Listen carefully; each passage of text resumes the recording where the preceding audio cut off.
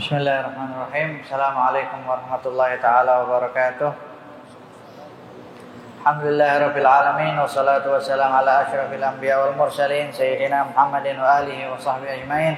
Allahumma shalli wa sallim ala sayyidina Muhammadin miftahi babi rahmatillah adada ma fi ilmillah salatan wa salaman daimain bidawami mulkillah wa ala alihi wa sahbihi mawala. Allahumma shalli wa sallim ala sayyidina Muhammadin nuri syamsil irfan wa mahbati asraril Qur'an al-munkirul azim wal mursyidul hakim ila siratikal mustaqim wa ala alihi haqqa qadrihi wa miqdarihil azim amma ba'd.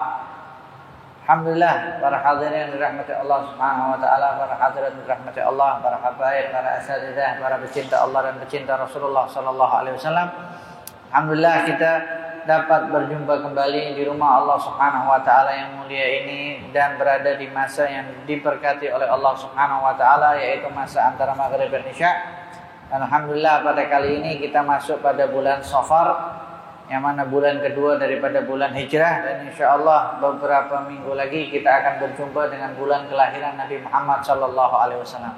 Karena bulan tersebut merupakan hari rayanya umat Nabi Muhammad sallallahu alaihi wasallam, karena pada bulan tersebut dilahirkan Nabi kita Nabi Muhammad sallallahu alaihi wasallam sebagai rahmat kepada seluruh alam semesta, seperti ayat yang dibaca imam tadi ketika sholat maghrib.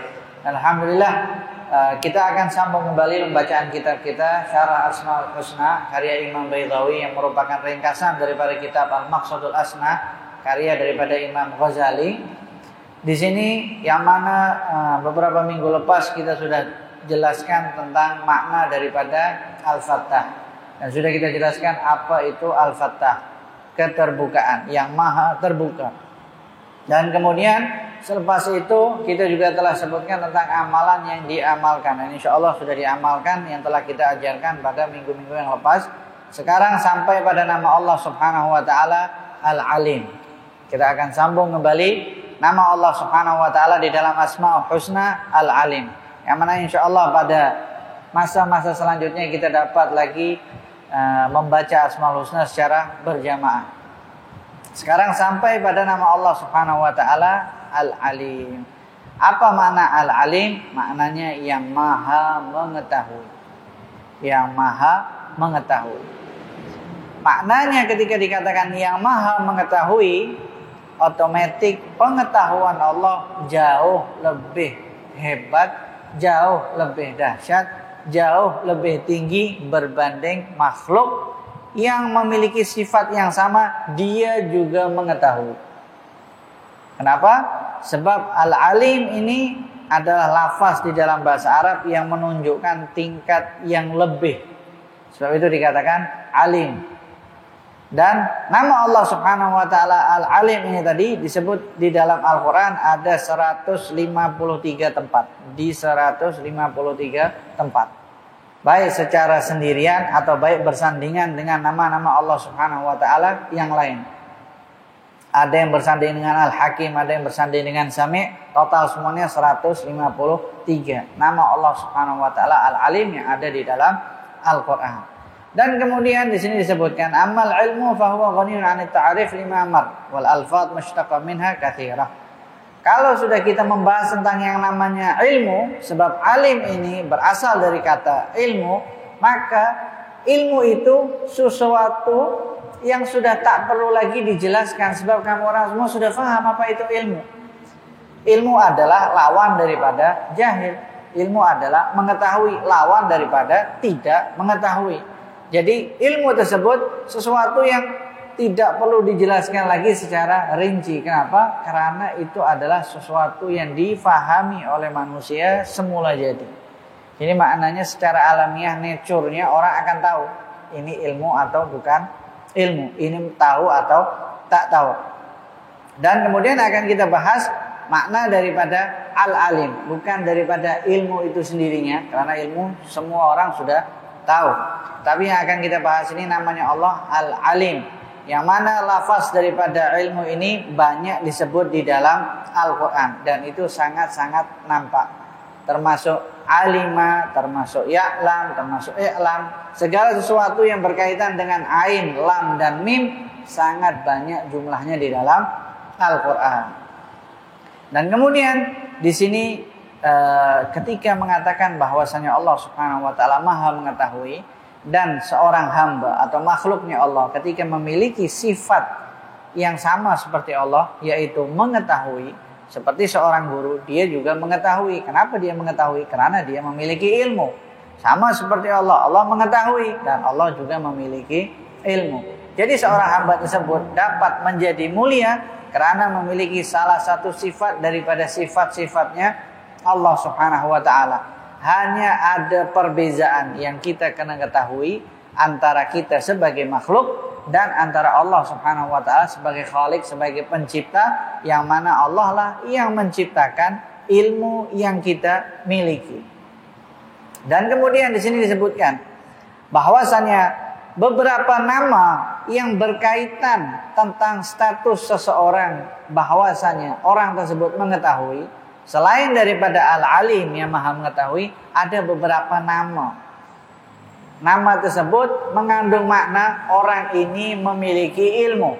Tetapi ada daripada nama-nama tersebut tidak boleh disebutkan kepada Allah Subhanahu wa taala. Sebab Al-Alim ini sudah paling tinggi. Contohnya, nama-nama ketika seseorang itu memiliki sifat ilmu. Ketika seseorang itu menjadi guru, maknanya dia memiliki ilmu. Dan ketika dia mengajarkan, maknanya dia mengajarkan ilmu yang dia miliki. Selain nama guru, boleh jadi nama dia Al-Muallim, orang yang memiliki ilmu dan mengajarkan ilmunya. Jadi memiliki sama-sama sifatnya, yaitu ilmu. Tapi adakah nama Allah Subhanahu wa taala disebut Al-Muallim? Tidak boleh disebut sebagai Al-Muallim. Meskipun Allah menyatakan di dalam Al-Qur'an, "'Allamaka ma lam takun ta'lam", tetapi kita tidak boleh menyebut nama Allah sebagai Al-Muallim. Begitu juga ada beberapa nama yang tidak boleh kita sebut Allah Subhanahu wa taala dengan nama tersebut. Contohnya apa? Allamah.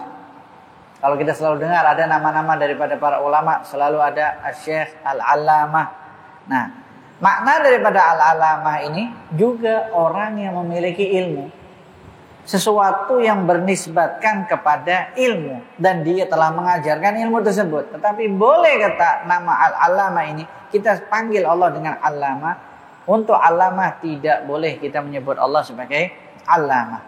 Tapi yang kita boleh sebut adalah Al-Alim dan kemudian Allam. Sebutan daripada Allamah, kita tak boleh menyebut nama Allah Subhanahu wa taala sebagai Allamah. Kenapa? Sebab berbeza antara Allam dengan Allamah. Kalau Allam kita boleh, kalau Alim kita boleh juga. Sebab itu kan ada riwayat ya Allamal Ghuyub. Tetapi Allamah itu sifat yang digunakan untuk makhluk. Kenapa boleh digunakan untuk makhluk, tidak dibolehkan oleh Allah Subhanahu wa taala? Sebab Imam Baydhawi menjelaskan di sini, fahiya wasfun liman kharaja 'anil qillah ilal kathrah bitakalluf. Kenapa Allah tidak boleh kita sebut sebagai Allamah, tetapi makhluk boleh kita sebut sebagai Allamah? Sebab itu kita tak pernah dengar ada manusia yang alim disebut ya Allam, disebutnya Allamah.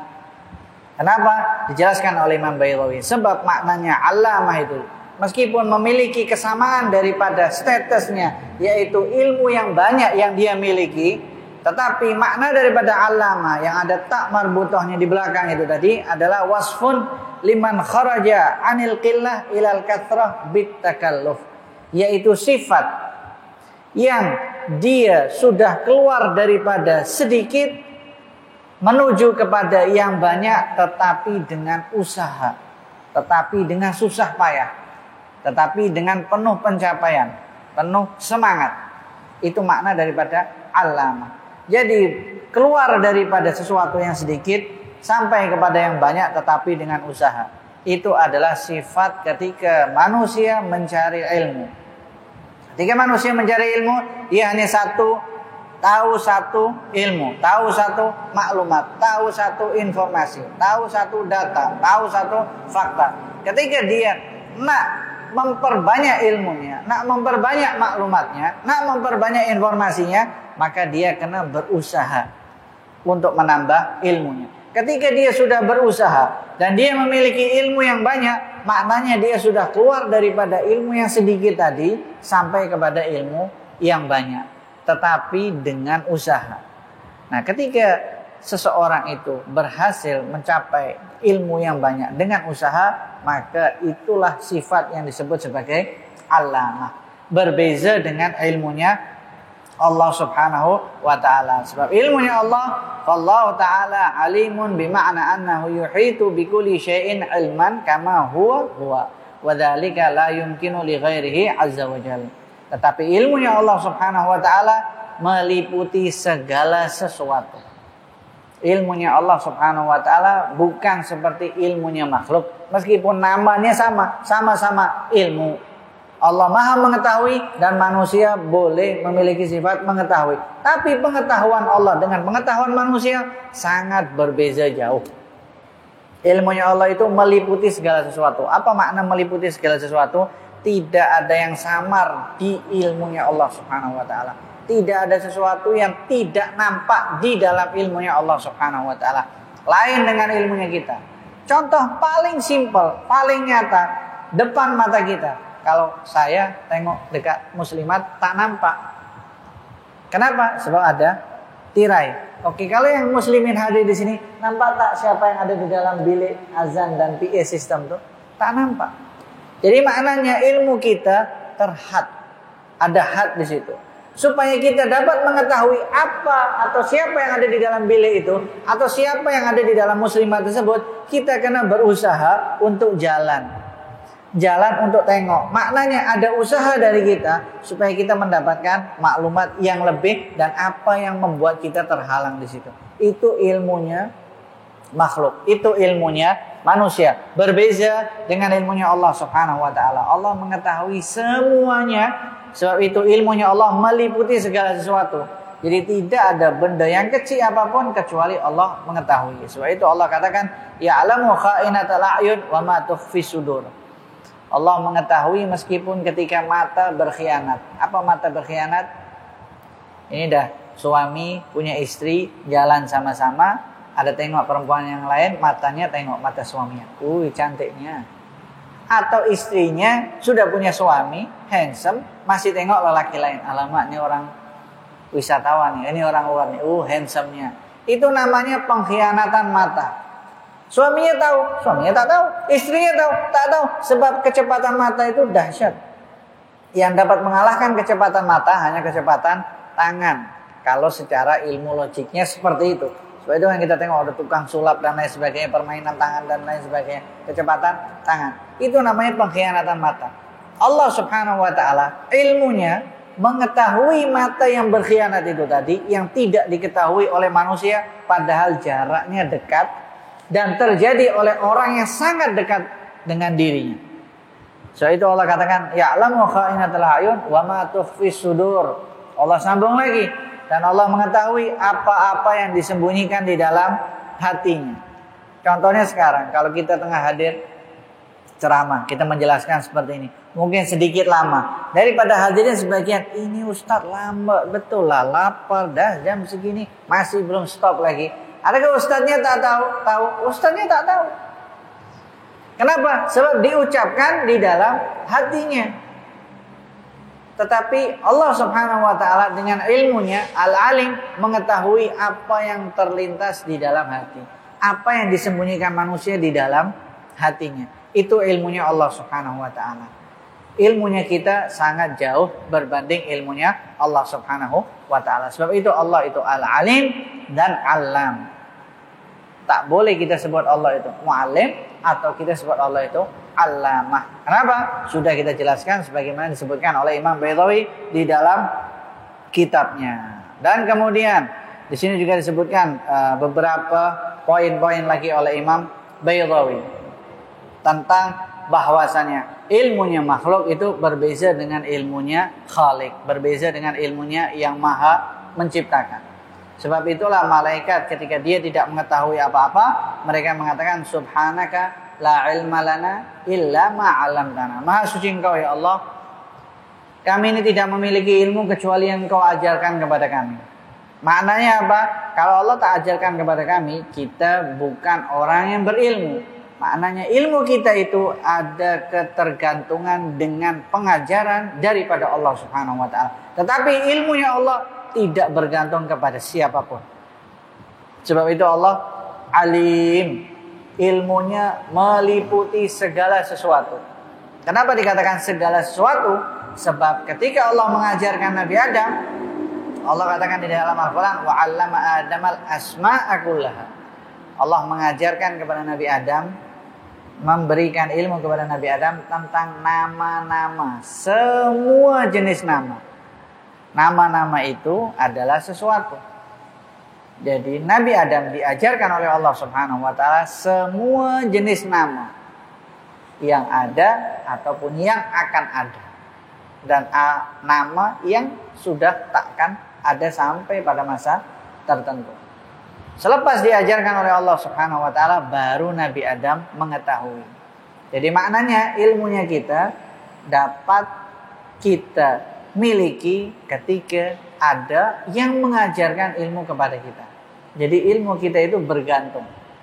Tetapi Allah Subhanahu wa taala tidak bergantung kepada siapapun. Sebab itu Allah ilmunya meliputi segala sesuatu. Sesuatu itu sudah diajarkan oleh Allah kepada Nabi Adam. So ini kita tahu, ini namanya handphone, ini namanya masjid, ini namanya kofia, ini namanya orang yang tidur, ini namanya orang yang mendengarkan, ini namanya orang yang lapar, ini namanya orang yang makan. Kenapa? So itu memiliki nama yang sudah diajarkan oleh Allah Subhanahu wa taala kepada Nabi Adam. Dan kemudian di sini juga disebutkan oleh Imam Baydawi, sedikit tambahan di sini, bahwasanya ilmunya Allah itu satu. Dengan satu ilmunya Allah mengetahui segala sesuatu. Tetapi ilmu kita nak tahu ilmu Al-Quran karena belajar bahasa Arab, ilmu lain lagi. Kita nak mengetahui cara mengobati diri kita karena belajar pengobatan, ilmu lain lagi. Jadi untuk mengetahui maklumat atau untuk mengetahui data atau untuk mengetahui informasi yang berbeza-beza memerlukan ilmu yang berbeza-beza juga atau memiliki kepakaran yang berbeza-beza. Tetapi Allah ilmunya satu dan mengetahui segala sesuatu. Kalau kita tak, karena ilmu satu-satu supaya dapat sesuatu. Itu ilmunya manusia. Kemudian annahu qadimun kana fil azal aliman bijamil ma'lumat. Ilmunya Allah itu qadim. Ilmunya Allah itu sudah ada, sudah lama, sejak dulu sudah ada. Berbeza dengan ilmunya kita, yang mana tempat tersebut atau rumah tersebut, orang tersebut selalu membagi duit. Kemudian tiba-tiba ada acara, program dekat rumah tersebut. Oh, dia ketika dia nak datang, oh lama, aku kalau datang dapat duit nih, so aku nak datang. Ketika dia datang, sudah selesai program, ternyata dia tak dapat duit.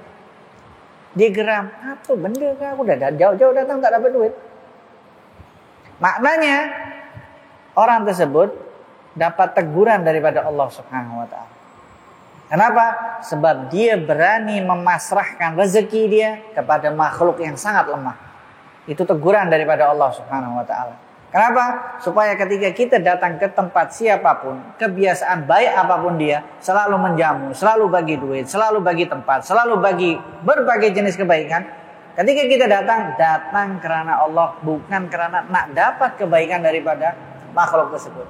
Nah, kalau sudah terjadi seperti itu, maknanya kita ditegur oleh Allah. Ini adalah teguran yang sangat lembut, yang diketahui bagi hambanya Allah yang sangat peduli kepada sifat tawakal yang tinggi. Dan sangat banyak para ulama-ulama ahli tasawuf yang mengalami kejadian seperti itu.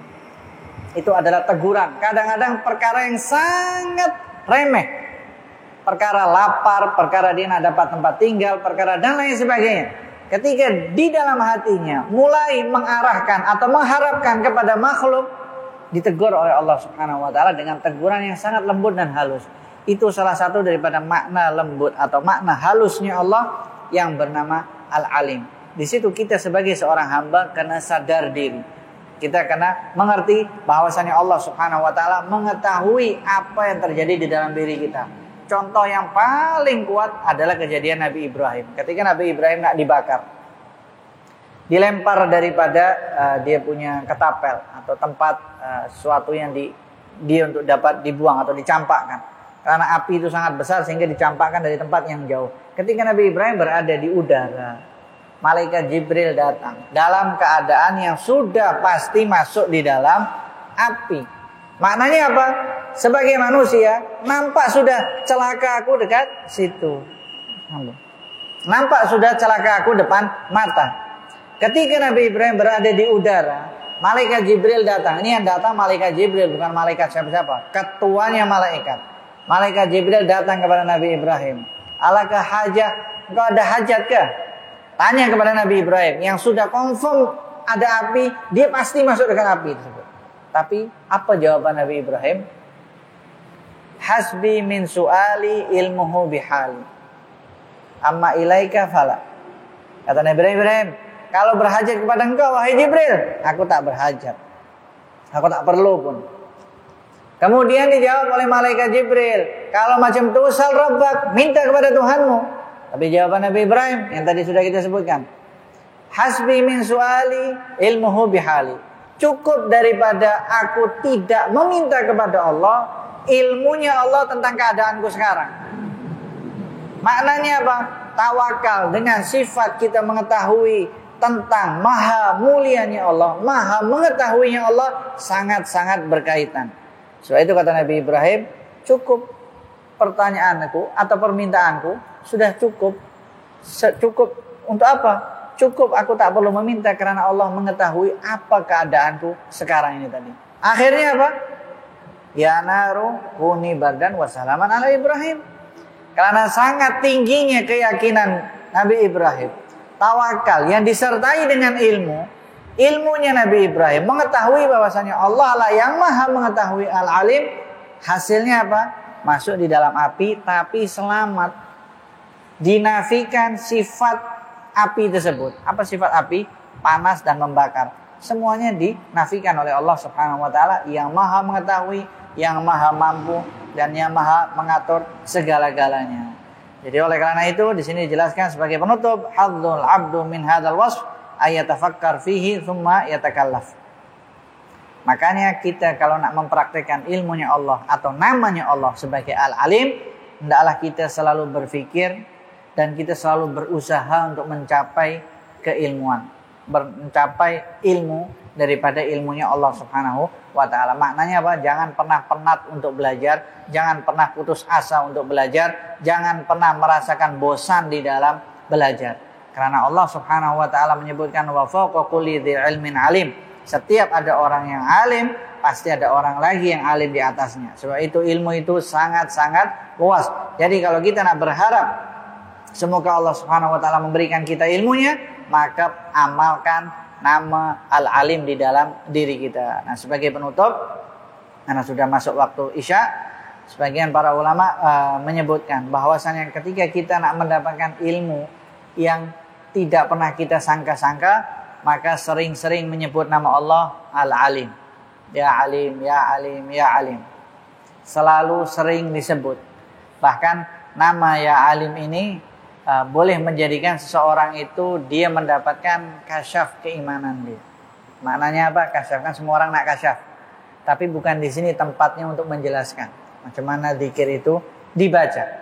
Tapi yang jelas salah satu daripada manfaat nama Allah Asmaul Husna Al-Alim, ketika dia selalu membaca Ya Alim, Ya Alim, Ya Alim, Allah akan memberikan dia ilmu yang tak pernah dia sangka-sangka. Dan Allah selalu akan memberikan hikmah daripada kejadian yang dia alami, yang tidak diketahui oleh orang-orang lain, dia sudah mengetahui. Kenapa? Sebab dia rajin dan istiqomah di dalam membaca nama Allah Ya Alim di dalam keseharian diri dia sendiri. Dan semoga Allah Subhanahu wa taala menjadikan kita orang-orang yang mendapatkan ilmu yang berkah, ilmu yang bermanfaat, ilmu yang mendapat warisan daripada Allah melalui Rasulullah sallallahu alaihi wasallam. Rabbin fanfa'na bi barakatihim wa hdina husna bi hurmatihim wa amitna fi tariqatihim wa ma'afatihim minal fitani. Allahumma sa alaina wa alaikum futul arifin fakina wa ayyakum fid din wa hdina wa kum ila sawa'i sabil warzuqna wa iyyakum fahman nabiyyin wa hifdzal mursalin wa ilhamal malaikatil muqarrabin ya rabbi ya karim. Allahumma la taj'al musibatana fi dinina, Allahumma la taj'al musibatana fi dinina, Allahumma la taj'al musibatana fi dinina. اللهم لا تكشف لنا حال وبارك لنا في الأهل والمال والعيال وارزقنا من رزقك الحلال واكفنا شر ما تأتي به الأيام والليال. اللهم نزه قلوبنا عن التعلق بمن دونك واجعلنا من قوم تحبهم ويحبونك. اللهم إنا نسألك حسن المآب وحسن المنقلب. اللهم يا من وفق على الخير وأعانهم عليه وفقنا للخير وأعنا عليه. وصلى الله وسلم على سيدنا محمد وعلى آله وصحبه وسلم والحمد لله رب العالمين.